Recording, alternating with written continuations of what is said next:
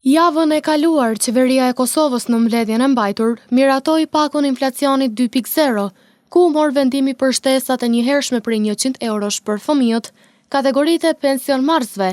për studentët dhe punëtorët e sektorit jo publik, ku tha se shtesat për fëmijët dhe pensionistët do të dalin gjatë ditës së hënë të martë, para festës së Bajramit, ndërsa gjatë ditëve të javës, studentët dhe punëtorët e sektorit jo publik duhet të aplikojnë përmes platformës e-Kosova për t'i përfituar këto shtesa.